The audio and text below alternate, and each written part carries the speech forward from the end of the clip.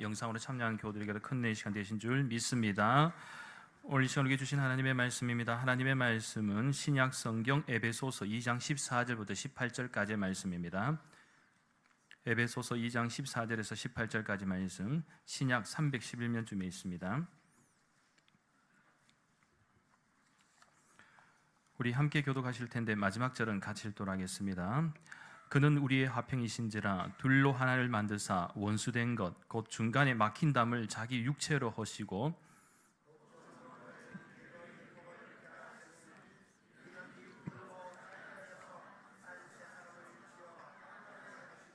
또 십자가로 이 둘을 한 몸으로 하나님과 화목하게 하려 하심이라. 원수된 것을 십자가로 소멸하시고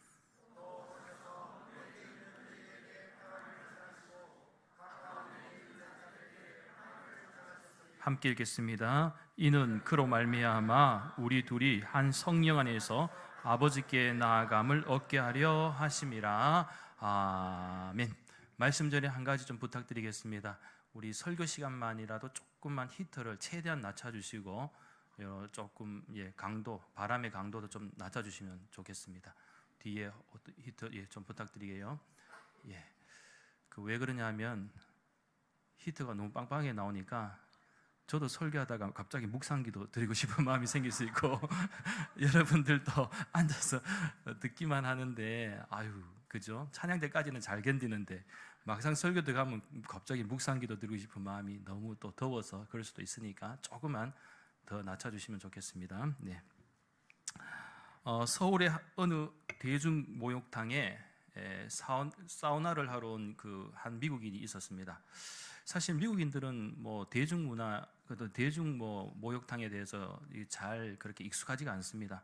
실제로 미국에도 거의 다 개인적으로 집에서 샤워 같은 것만 하지 대중 목욕탕을 이용하는 미국인들이 거의 없는데 우리나라 사람이 가서 찜질방이라든지 대중 목욕탕을 좀 전파를 해서 지금은 어느 정도 이제 미국인들도 좀 이렇게 경험을 하고 있다고 합니다. 그래서 이 미국인도 이 한국 문화를 경험하는 과정 가운데 이제 대중 목욕탕을 이제 그래도 잘 안 오는데 이 미국인은 경험하고 싶어서 온 것 같습니다. 그래서 이제 샤워를 하고 있는데 이 때미는 아저씨가 있습니다. 때미리 아저씨가 이 미국인을 보고 너무 반가운 걸 신기하기도 하고 미국인이 잘 이렇게 오는 게 드물어서 반가워서 와시유, 충청도 사람이라서 와시유 그랬어요. 와시유 그러니까 이 미국인이 샤워하다가 갑자기 야 여기 영어도 하네 그러면서 이 때밀이 아저씨가 보기와는 다르게 영어를 하는 거예요.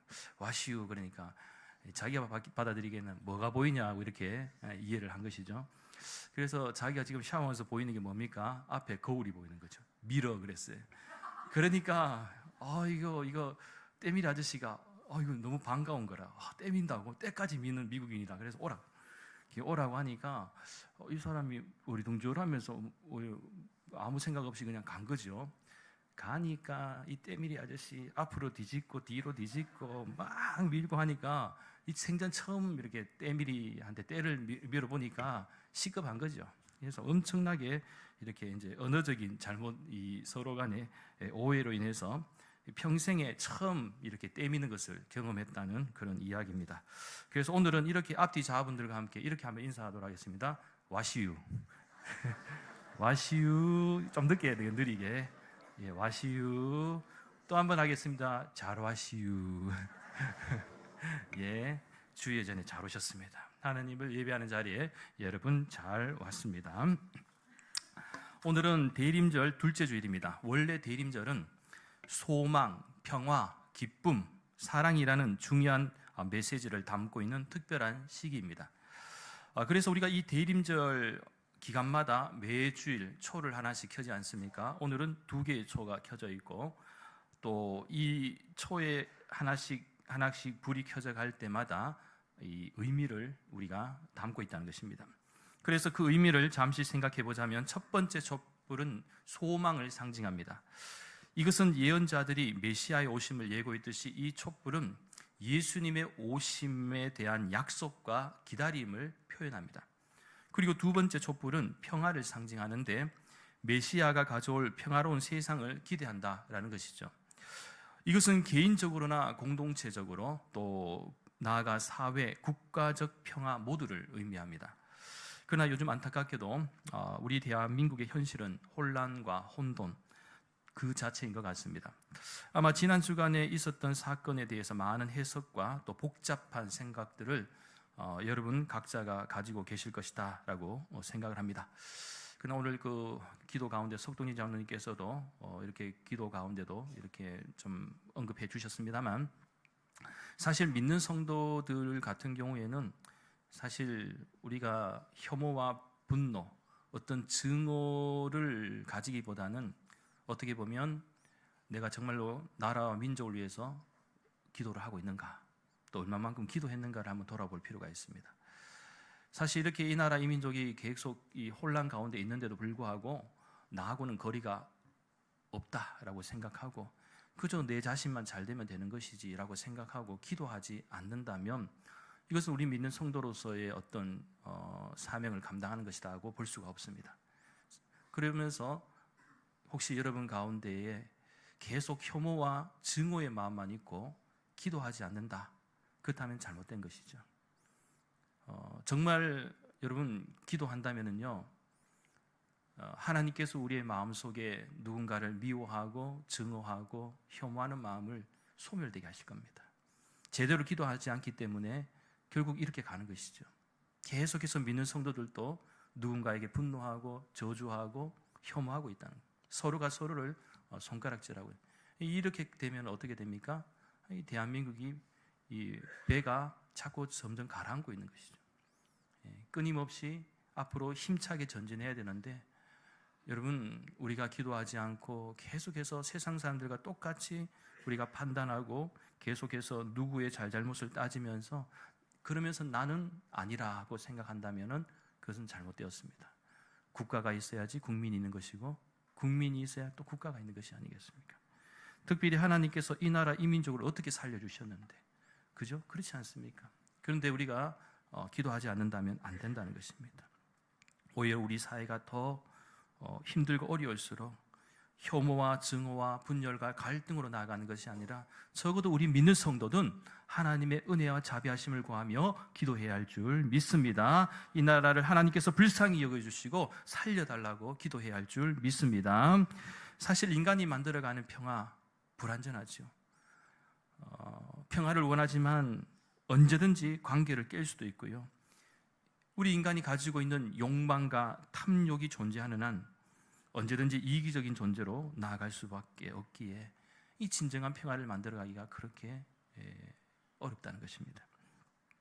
그래서 늘 우리가 하나님 앞에서 코람데오의 정신으로 그저 우리가 잘못된 길을 가지 않도록, 하나님이 원하시지 않는 모습으로 살지 않도록 믿음 가운데 우리는 노력할 뿐이라는 것이죠.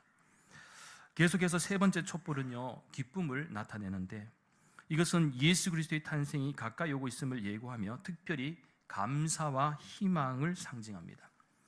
마지막 네 번째 촛불은 사랑을 상징하면서 예수님께서 이 세상에 오심으로 인류에 대한 하나님의 사랑이 완성됨을 표현합니다. 따라서 우리가 현재 보내고 있는 이 대림절의 시기는 단순히 과거를 기념하는 것이 아니라 현재와 미래를 향한 신앙적 결단을 요구한다는 것. 그러면서 이 촛불처럼 우리 자신의 삶 속에서도 참된 소망과 진리, 생명의 빛이 되신 예수님의 빛을 우리가 세상 가운데 어떻게 비출 것인지에 대한 우리의 고민을 담아야 할 줄 믿습니다. 그런 의미에서 평화는 인간의 본질적인 갈망입니다. 갈등과 분쟁, 혐오와 증오, 나아가 전쟁이 있는 우리의 세상에서 이 평화를 소망하지 않는 사람들이 어디 있겠습니까? 다 원하죠. 그런데도 왜 쉽게 평화를 만들어가지 못하는 것입니까? 우리나라 같은 경우도 전쟁이 없이 평화롭게 살게 된 것도 채 100년도 되지 않았지 않습니까? 6.25 전쟁 이후에 감사하게도 약 74년의 시간 동안 평화를 하나님께서 허락해 주셨는데, 물론 앞으로도 계속해서 하나님의 은혜 가운데 우리가 평화의 시간이 계속해서 이렇게 이어졌으면 좋겠지만, 앞에서 언급한 바와 같이 인간의 욕망과 탐욕이 존재하는 한 언제 어떻게 다시 우리 사회로부터 시작해서 우리 국가에 이르기까지, 나아가 국제사회의 관계에서 어떤 일이 벌어질지 아무도 모른다는 것입니다. 그래서 오늘 우리가 본문의 말씀을 가지고 이 평화에 대해서, 화평에 대해서 다시 한번 말씀을 나눌 때에 우리가 분명히 정확하게 말씀하시는 바가 있다는 것입니다. 성경은 우리에게 무엇을 말하고 있는가? 우리에게 진정한 평화는 뭐냐? 단순히 어떤 갈등이나 분쟁이나 전쟁이 없는 상태를 말하는 것이 아니라 성경은 그보다 더 중요한 가치를 말씀하고 있는데, 하나님 안에서 누리는 샬롬, 즉 하나님과의 관계에서의 온전함과 조화를 이루라고 말씀하고 있습니다. 결국은 우리가 만들어가는 세상의 평화는 완전할 수도 없고 또 영원할 수도 없습니다. 일시적일 수 있지만 또 순식간에 무너질 수 있는 것이 그런 관계죠. 그러나 하나님의 말씀 안에서, 하나님의 은혜 안에서, 또 하나님이 주시는 그 사랑 안에서 누리는 이 샬롬, 이것은 하나님 관계에서 출발하는 그 모든 것은 하나님께서 인도하시기 때문에 진정한 평화를 이루어갈 수 있다고 말씀하고 있는 것이죠. 그래서 오늘 이 시간엔 세 가지 관점에서 우리가 하나님 주시는 말씀에 큰 은혜가 있기를 간절히 소망합니다. 첫째는 예수님은 우리의 화평이 되십니다. 오늘 보면 14절 말씀에 주목합니다. 그는 우리의 화평이신지라 둘로 하나를 만드사 원수된 것 곧 중간에 막힌 담을 자기 육체로 허시고. 오늘 본문에서 언급되는 이 화평은요, 개인 간이나 나라 사이의 충돌이나 다툼이 없이 평화로운 상태를 의미합니다. 그리고 이 평화라는 단어도 전쟁이나 갈등이 없이 세상이 평온한 상태를 의미하죠. 그런데 이 두 단어를 보면은 여러분, 우리가 비슷한 의미라는 것을 어느 정도 느껴지시지 않습니까? 그리고 비슷한 의미로 실제로 이해해도 괜찮습니다. 왜 그러냐면 이 두 단어는 영어적인 표현에서는 peace라고 해서 똑같이 사용되고 있다는 것이고, 이 부분을 조금만 더 우리가 더 깊이 이해하기 위해서는 헬라 원어를 찾아보면은요, 이 헬라 원어에서도 이 화평이 뭐라고 얘기하느냐면 아마 한 번씩 다 들어보셨을 겁니다. 에이레네라고 합니다. 이 화평은 에이레네라고 해서 이 평화와 같은 의미를 가지고 있다는 거예요. 그러니까 평화와 화평은 똑같은 단어로 사용되고 있다. 신약 성경 요한복음 16장 34절 말씀 같은 경우에도 참고로 예수님께서 하신 말씀 가운데도 또 같은 단어가 또 있어요. 하나 있는데 그게 뭐냐? 평안이라는 단어도 에이레네라고 사용하고 있는데, 이것을 너에게 이르는 것은 너희로 내 안에서 평안을 누리게 하려 함이라. 세상에서는 너희가 환난을 당하나 담대하라, 내가 세상을 이겨노라. 예수님께서도 말씀하셨을 때에 평안이라는 단어, 또 화평이라는 단어, 평화라는 단어는 에이레네로 이 세 가지 단어는 똑같은 의미를 가지고 있다라고 이해하시면 되겠습니다. 그리고 오늘 본문에서도 또 보시면은 세 가지 다른 표현으로 사용되고 있는 단어들이 있죠. 화평이라는 단어도 보이고, 화목이라는 단어도 보이고, 평안이라는 단어. 이미 우리가 화평과 평안은 같은 거라는 것을 이미 알았습니다. 그런데 이 화목은 조금 헬라 원어를 찾아보면 약간 다른데, 그래도 나중에는 조금 의미가 거의 비슷하다고 볼 수가 있습니다. 헬라 원어로는 아포카탈락세라고 하는데, 이것은 완전히 화해하다, 이전의 조화로운 상태로 되돌리다 라는 의미를 가지고 있는데, 이것은 무엇을 말하는가? 인간과 하나님 사이에서 틀어졌던 관계, 그렇지 않습니까? 아담의 범죄로 말미암아 이미 우리 인류는 하나님과의 관계에서 틀어졌어요. 그런데 그 관계를 예수 그리스도를 통하여 깨어진 관계를 바로 잡는 것을 의미한다는 것이죠. 아무튼 오늘 본문에서 사도 바울이 강조하는 바는 예수님이 단지 이 화평을 주시는 분이 아니라 화평 그 자체가 되신다는 거예요. 예수님은 화평을 주시는 분을 넘어서 화평 그 자체다. 그리고 이것이 하나님과의 관계 회복에서 시작된다는 거예요. 즉 화평이 되시는 예수님을 믿고 따르는 순간 우리는 하나님과의 그 깨어져 버린 관계를 바로 잡을 수 있다는 것이죠. 그래서 사도 바울은 선포합니다. 여러분, 예수님께서 하나님과 우리 관계 사이에 있던 막힌 담을 허무셨습니다. 그리고 원수되었던 관계를 해결해 주셨습니다. 이는 마치 베를린 장벽 같은 경우에도 어떻습니까? 동독과 서독이 이렇게 결국 무너짐으로써 하나로 통일되었듯이, 사실 우리 조국 대한민국도 안타깝지만 현재 38선이 이렇게 가로막혀 있고 이 벽들이 다 무너지면서 하나로 통일되는 그런 은혜가 있었으면 참 좋겠습니다. 그렇게 여러분 갈등과 분쟁, 혐오와 증오를 멈추고 화평할 수 있고 또 평화할 수 있다면 얼마나 기쁘고 행복할까요? 우리가 살아가는 세상은 여전히 무너뜨려야 할 원수된 벽들이 얼마나 많은지 모릅니다.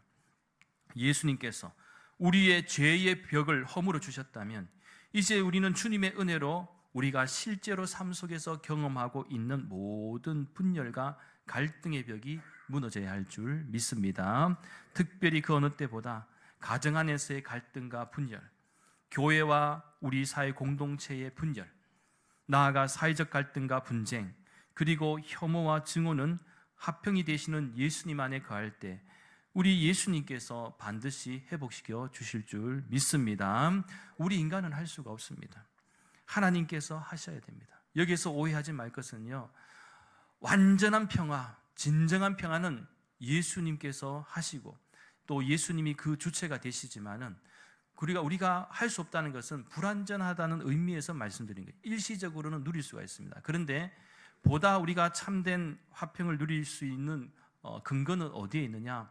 우리 믿는 성도가 예수님의 은혜 안에 거할 때, 예수님의 사랑 안에 거할 때 우리 안에 있는 분노와 혐오와 저주가 소멸될 수 있다는 것이죠. 그러면 어떤 관계가 되는 것입니까? 가정에서도, 교회에서도, 우리가 살아가는 세상에서도 화평을 이룰 수 있다는 거예요.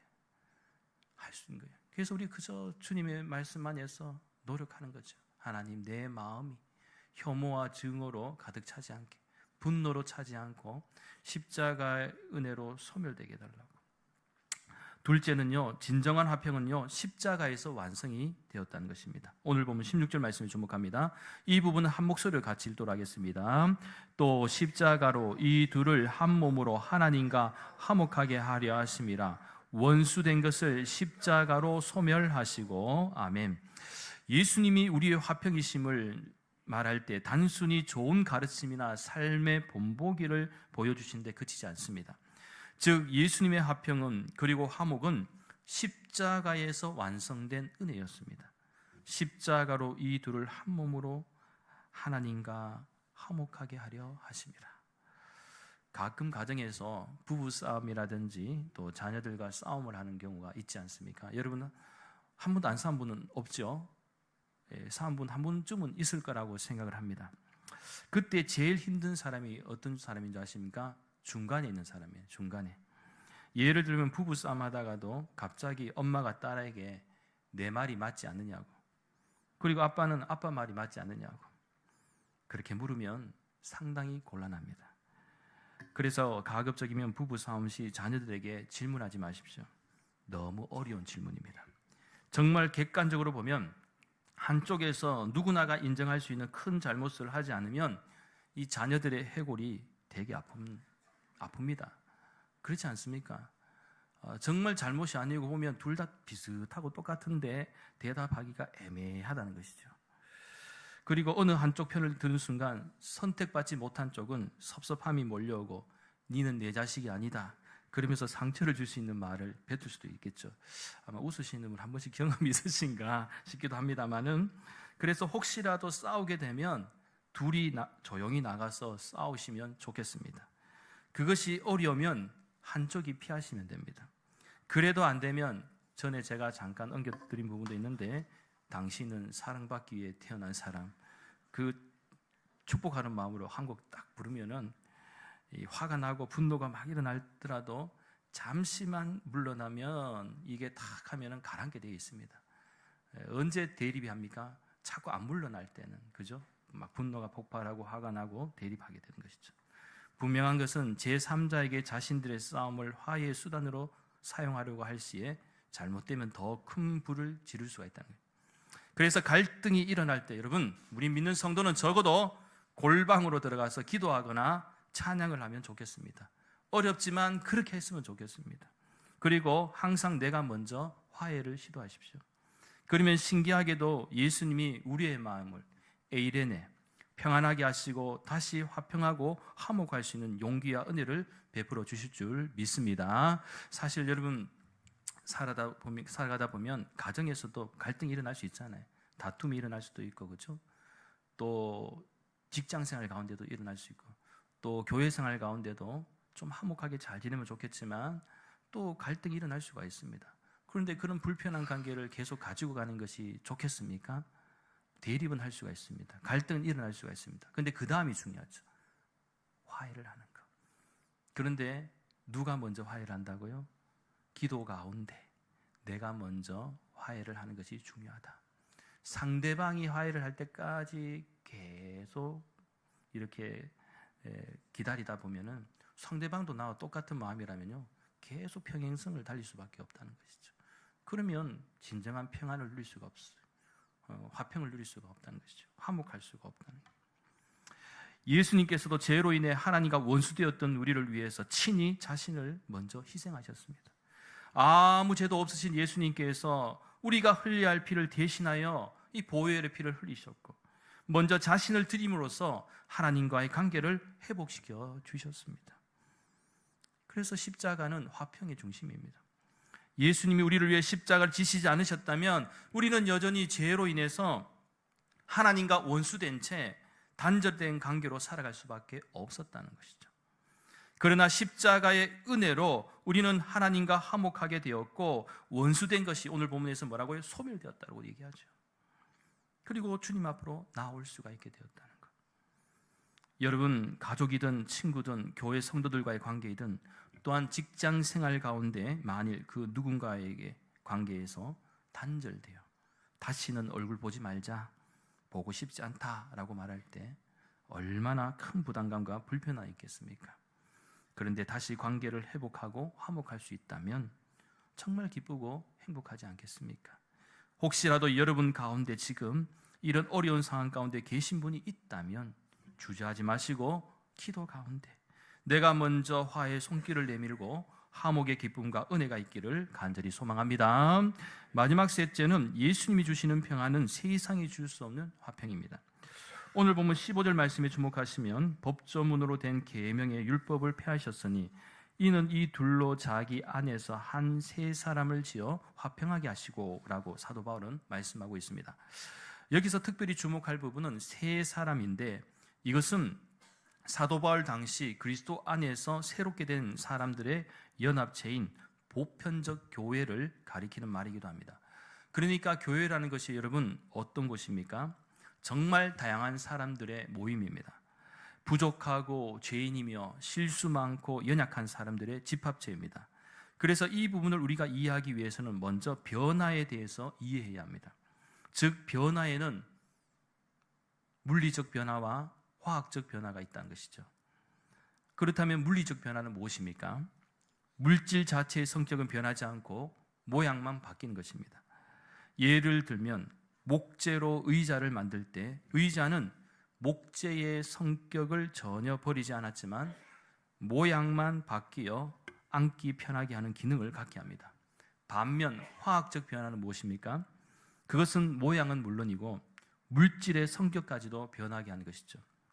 예를 들면 우리가 잘 아는 물 같은 경우에 과학적 장치를 통해서 처리하면 수소와 산소로 나뉘게 됩니다. 이때 산소나 수소는요 물의 성격을 전혀 갖고 있지 않다는 것입니다. 물은 액체이지만 수소와 산소는 기체입니다. 그리고 물은 우리가 만져볼 수도 있고 보이지만은 수소와 산소는 우리의 눈에 보이지가 않는다는 거예요. 그러나 이 둘이 만났을 때 수소와 산소가 만났을 때 뭐가 된다는 것입니까? 물이 된다는 거예요. 따라서 바로 교회가 이러한 화학적 변화를 겪는 것과도 같다라는 것입니다. 그래서 사도 바울이 말하는 둘은 이 오늘 본문에서 이 말한 둘은 무엇을 말하는가? 1차적으로 누구를 지칭하는가 할 때 당시 유대인과 헬라인입니다. 이 교회라는 공동체 안에 이제 주의 복음이 전파되고 예수님을 믿는 유대인 크리스찬들이 있고 또 이방인 크리스찬들이 있는 것이죠. 그런데 이것이 조화를 이룰 수 있을까? 고민이 되지 않겠습니까? 전혀 이질적인 사람들이지 않습니까? 결코 쉽게 어울릴 수 있는 사람이 아니라는 것이죠. 그들이 가지고 있는 사고라든지 또 살아가는 방식 전혀 다릅니다. 무엇보다 당시 유대인들이 가지고 있는 이 헤브라이즘과 헬라인이 가지고 있는 헬레니즘, 이 사상과 사고 체계는 전혀 다른 거라는 거죠. 헬라 철학을 가지고 있는 사람과 유대교 전통의 어떤 신앙을 가지고 있는 사람들, 이것이 교회 안에서 같이 모여서 신앙생활한다. 여러분 얼마나 이질적이겠습니까? 그런데도 이러한 사람들이 하나의 새 사람이 될 수 있다라고 말씀하는 이유가 무엇입니까? 사도 바울이 화평케 될 수 있다라고 말씀하는 그 이유가 무엇입니까? 바로 우리가 믿고 고백하는 예수님 때문이다. 예수님이 그렇게 하실 거라는 거예요. 오늘날 우리도 그렇지 않습니까? 이 우리 대구 난강교회도 다양한 사람들이 모였습니다. 다양한 성격의 다양한 사상과 또 철학을 가지고 있고 가치관을 가지고 있고, 그리고 직업군도 다양하지 않습니까? 이질적인 그런 사람들이지만 적어도 우리 대구 난강교회 안에서 우리가 하나됨을 추구하고 또 화목해하는 은혜가 있는 이유가 무엇입니까? 바로 우리가 믿고 고백하는 예수님 때문이 아닙니까? 예수님께서 하나되게 하신다는 거예요.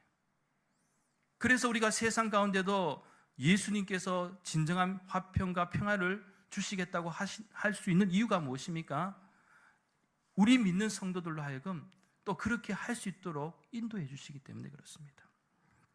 지금 우리 사회가 경험하고 있는 것은 수많은 갈등과 차별의 요소, 지역주의도 심하고 이념주의도 심하고 세대 간의 갈등도 있고 계층 간의 갈등도 있고 심지어는 젠더 간의 갈등도 얼마나 심각합니까? 우리 사회가 지금 숙제입니다. 과제죠. 해결해야 될 문제들이 너무너무 많습니다. 그런데 그렇게 생각하면 도무지 우리는 복잡해요. 머리가 너무 복잡하고 어떻게 풀어갈지 모르는 거예요.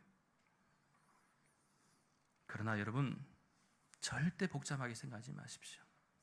우리가 믿고 고백하는 예수님께서 우리에게 은혜를 주시고 십자가의 은혜로 우리에게 은혜를 주시면 소멸될 수 있다는 거예요. 우리는 할 수 없지만 예수님께서 그렇게 하실 거예요. 그런데 왜 그럼 세상이 아직까지 이렇습니까? 라고 질문하고 싶은 사람이 있겠죠. 그렇다면 회개해야 됩니다. 내가 정말 나라와 민족을 위해서 우리 사회를 위해서 얼마만큼 기도했느냐? 정말 여러분 기도했습니까? 기도했는데도 혐오와 증오가 있다면 기도가 부족합니다. 예수님 안에 거한다, 예수님의 사람으로 살겠다, 은혜 안에 살겠다라고 고백해놓고도 내 안에 분노가 있고 혐오가 있고 증오가 있으면 예수님 안에 온전히 거하는 것이 아니라는 거예요. 이것을 알아야 됩니다. 우리 자신을 너무 여러분 과대평가하지 마십시오. 생각보다 우리는 단순하지만 또한 약하다는 거예요. 그렇게 오늘 본문의 말씀에서 사도 바울이 강조하는 부분이 있습니다. 현실을 부정하는 게 아닙니다. 그 당시에 초대교회 당시에 이방인과 또 유대인들이 같이 예수님 믿고 신앙생활한다는 게 얼마나 힘들었겠습니까? 전혀 이질적인 사람들이 신앙생활하는데 당연히 힘들지요. 그 사람들을 예수님의 은혜 안에서, 십자가의 은혜 안에서 같이 끌고 가려고 하면은 분명한 명분이 있어야 되잖아요. 이 사도 바울이 그 명분을 예수 그리스도로, 오직 예수 그리스도 십자가 은혜 아래로 모으려고 노력했다는 거예요. 따라서 오늘날도 마찬가지입니다. 아무리 세상이 변해도 진리는 변하지 않습니다. 오늘 우리 시대에도 우리가 할 수 있는 것은 하나님과의 관계에서 우리가 잘 회복하고 화목하면 세상에서도 화목하게 살아갈 수 있다, 이 사실을 믿으시기 바랍니다. 왜냐하면 하나님께서 그렇게 하시도록 인도하실 것이기 때문입니다. 따라서 여러분, 진정한 평화를 원하십니까? 화평을 원하십니까? 아니, 진정한 평안과 화목을 원하십니까? 그렇다면 세상에 예수님 없이 하나님과 화목할 수 있는 사람은 아무도 없다는 것을 기억하십시오. 그리고 세상을 우리가 화목하게 만들려면 먼저 하나님과의 관계에서 우리가 회복해야 됩니다. 회복하지 않으면 절대로 우리가 세상에서 변화시킬 수 없다는 겁니다. 그렇게 예수님께서 우리를 먼저 용서하시고 평안을 주신 것처럼 우리도 할 수 있다면 용서할 수 있고 화해할 수 있는 은혜가 있기를 간절히 소망합니다. 사랑하는 여러분, 예수님께서는 평화의 왕으로 이 세상에 오셨고 진정한 화평의 관계를 맺어주셨습니다. 그렇게 우리 역시 이 세상을 살아가면서 할 수만 있다면 가정에서나 직장에서나 또한 교회에서 또한 나아가 우리 사회에서 우리가 할 수 있는 것은 예수님의 이름으로 화평을 만들어가는 그런 복된 인생이 될 수 있기를 예수님의 이름으로 간절히 축원합니다. 기도드리겠습니다. 거룩하신 하나님, 예수님께서 이 세상의 평강의 왕으로 화평의 주체로 오셨음을 기억하며 하나님과의 단절됐던 관계를 회복시켜 주시고 우리 안에 있는 혐오와 증오, 용서하지 못하는 부분조차도 십자가의 은혜로 모든 벽을 다 허물어 주심에 감사를 드리고, 우리 역시 이 세상을 살아간 동안 우리는 쉽게 할 수 없지만 예수님의 이름으로 화평을 이루어가는 복된 인생 될 수 있도록 역사하여 주시옵소서. 감사를 드리며 모든 말씀 거룩하신 예수님